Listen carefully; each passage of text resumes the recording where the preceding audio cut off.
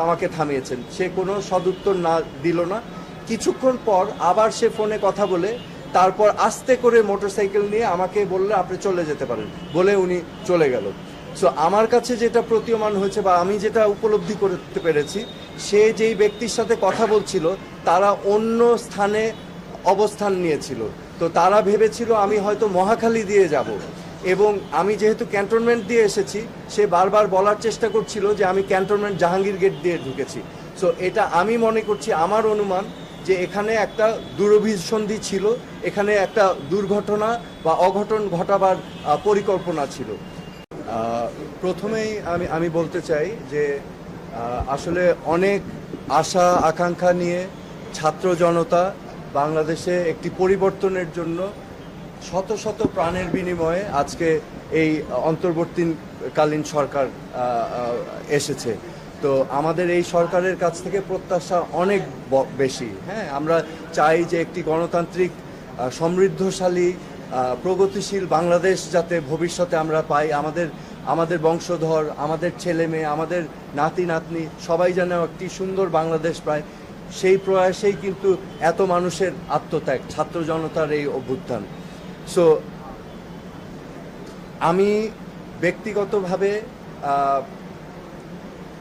এই সরকারের সাফল্য কামনা করছি, এবং আমি মনে করি যে কোনো ভালো কাজ, একটি রাষ্ট্র গঠনের কাজ বা পুনর্গঠনের কাজের সবচেয়ে বড় অংশ হচ্ছে আইন শৃঙ্খলা রক্ষা করা। বিকজ গুড গভর্নেন্স বা সুশাসন পেতে হলে রুল অফ ল বা আইনের শাসন অত্যাবশ্যক। সো আমি ব্যক্তিগতভাবে এখানে এসেছি আমার একটা বিষয় নিয়ে। আমাকে বেশ কিছুদিন ধরে বিভিন্ন মহল থেকে হুমকি দেওয়া হচ্ছে, আমার প্রাণের উপর হুমকি এসেছে। এবং গতকাল রাতে আমি যখন আমার কাজ শেষ করে, আপনারা জানেন যে আমি একজন কর্মঠ মানুষ, আমার কাজ করতে হয় প্রতিদিন। আমি কাজ থেকে যখন রাতে ফেরত যাচ্ছিলাম আমার ডিওএইচএস এর বাসায়, আমাকে একটি মোটরসাইকেল চালক আমাকে ছায়ার মতো ফলো করে, এবং আমি যখন ক্যান্টনমেন্ট গেট দিয়ে ঢুকে যাই, সেই মোটরসাইকেল আরোহী আমাকে কিন্তু ফলো করতে থাকে। একটা পর্যায়ে আমি দেখি তার শার্টের মধ্যে লাল নীল লাইট জ্বালানো, এবং সে আমাকে ইশারা করছে থামার জন্য। তো আমি বুঝতে পারছিলাম না যে এটা কে, কারণ সাধারণত ক্যান্টনমেন্টের ভিতরে তো এমপিরা থামায়। তো আমি থামিয়েছি কারণ তার লাল নীল লাইট দেখেছিলাম। থামাবার পর তাকে আমি অনেকবার জিজ্ঞেস করলাম যে আপনি কে, আপনার পরিচয় কি, আমাকে কেন থামতে বলছেন। উনি বারবার আমাকে বলছেন যে আমাদের লোক আসবে, আপনার থামতে হবে। তো আমি আবারও বললাম যে কেন, আপনার পরিচয় কি এবং কারা আসবে। তো এক পর্যায়ে আমি তাদের জিজ্ঞেস করলাম আপনি কি আমাকে চিনতে পেরেছেন। উনি বলল হ্যাঁ আপনাকে চিনতে পেরেছি, আপনি সোহেল তাজ। তখন আমি আরও পাজলড হয়ে গেলাম যে সে তো আমাকে চেনে। তো আবার জিজ্ঞেস করতে থাকলাম, এরকম অনেকবার জিজ্ঞেস করার পর আমি গাড়ি সাইড করে রেখেছি। তাকে ফোনে বলতে শুনলাম যে হ্যাঁ উনি জাহাঙ্গীর গেট দিয়ে ঢুকে গিয়েছে, আপনারা এখানে এই লোকেশনে আসেন। না জাহাঙ্গীর গেট দিয়ে ঢুকে গেছেন, উনি ক্যান্টনমেন্টে ঢুকেছেন। তো এরকম কয়েকবার বলার পর আমি তাকে আবার বারংবার জিজ্ঞেস করলাম পরিচয় কি, কেন আমাকে থামিয়েছেন। সে কোনো সদুত্তর না দিল না। কিছুক্ষণ পর আবার সে ফোনে কথা বলে তারপর আস্তে করে মোটরসাইকেল নিয়ে আমাকে বললে আপনি চলে যেতে পারেন বলে উনি চলে গেল। সো আমার কাছে যেটা প্রতীয়মান হয়েছে বা আমি যেটা উপলব্ধি করতে পেরেছি, সে যেই ব্যক্তির সাথে কথা বলছিল তারা অন্য স্থানে অবস্থান নিয়েছিল।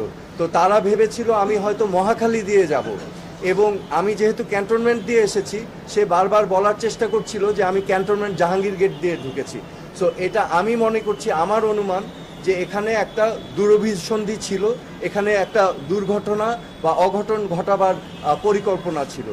সো আমি আজকে এই বিষয়গুলো নিয়ে মাননীয় স্বরাষ্ট্র উপদেষ্টার কাছে অবহিত করতে এসেছি, এবং আমি মনে করি যে বাংলাদেশের সকল নাগরিকের ব্যক্তি নিরাপত্তার অধিকার আছে, এবং আমি তাকে বলেছি যে আইন শৃঙ্খলা পরিস্থিতি অবশ্যই যেন অতি দ্রুত উন্নতি করেন, এবং উনি আশ্বাস দিয়েছেন যে উনি দেখছেন এবং সার্বিকভাবে ওনার মনোযোগী হয়েছেন।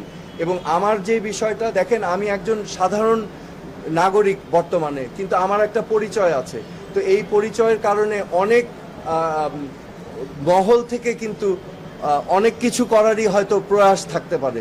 তো সেই জন্য আমি তাকে বলেছিলাম এবং অবহিত করতেই আমি এসেছি। সেটা একটা ব্যক্তিগত বিষয়, সেটা আমি আলাপ করতে চাচ্ছি না।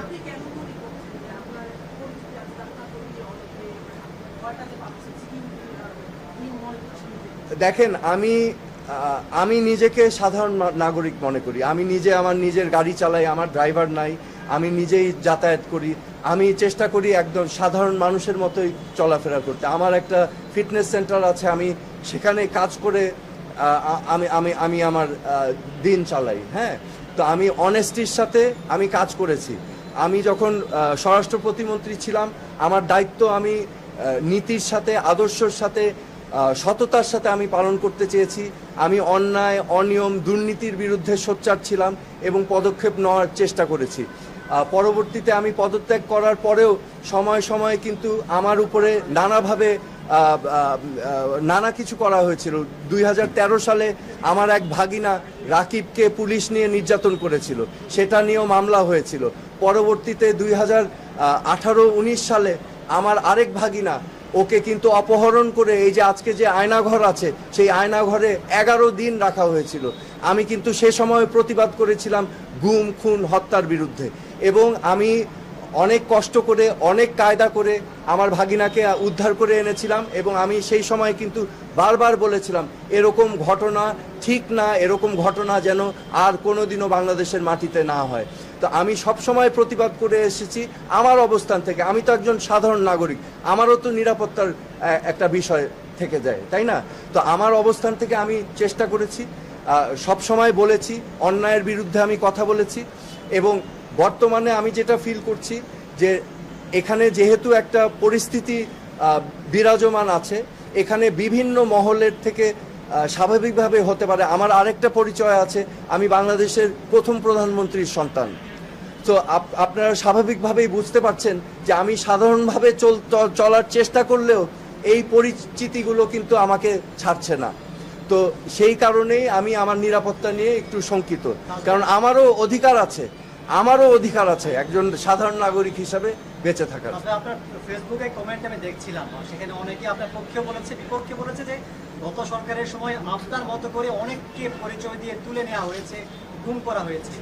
সেই সময় থেকে তো ট্রেন্ডটা চালু হয়েছে। আগের সরকারকে যেটা করেছে, আপনার কাছে কি মনে হয় সেই ধারাবাহিকতায় কি আসছে? বা এই ঘটনা যেগুলো ঘটেছে আমি সুস্পষ্টভাবে আগেও বলেছি, হত্যা, গুম, নির্যাতন, মানুষের গণতান্ত্রিক অধিকারকে বিলুপ্ত করা, এগুলোকে আমি কোনোদিনও সাপোর্ট করিনি। এবং আমার অবস্থান থেকে আমি সবসময় এটার প্রতিবাদ করে এসেছি যতটুকু পেরেছি আমি, কারণ আমারও নিরাপত্তার বিষয় ছিল।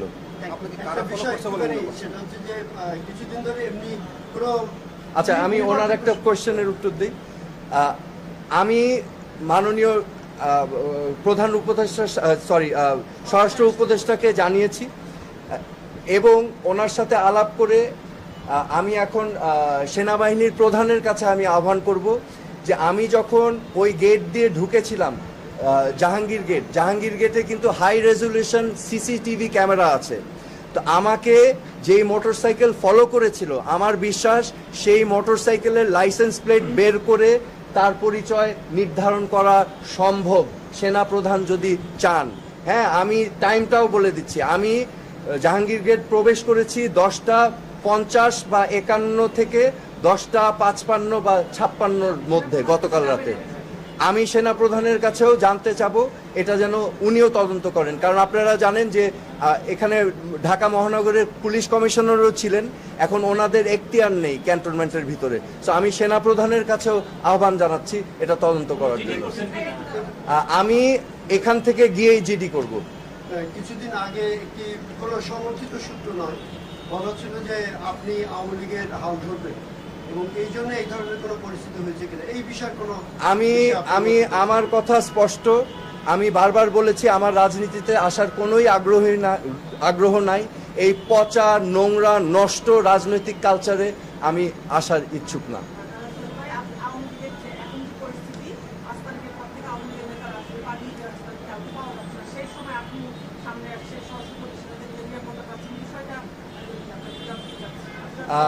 আমি মনে করি যে কোনো রাজনৈতিক দলের উপরেই প্রতিহিংসা বা নিপীড়ন করা সঠিক না, সেটা যেই দলই হোক। হ্যাঁ, সো এখানে অনেক নিরীহ নেতাকর্মীরা আছেন, তাদের উপরে অত্যাচার নির্যাতনের আমি নিন্দা জানাচ্ছি। পাশাপাশি আমি আওয়ামী লীগকে বলবো এবং সকল রাজনৈতিক দলকে বলবো, একটু আত্মসমালোচনা এবং আত্ম উপলব্ধি করে অনুশোচনাটা খুবই প্রয়োজন ভবিষ্যতে এগিয়ে যাওয়ার জন্য। আমি রাজনীতিতে ফিরবো না, আমি বলে দিয়েছি, আমি এই নষ্ট পচা জঘন্য রাজনীতিতে আমি ফিরবো না।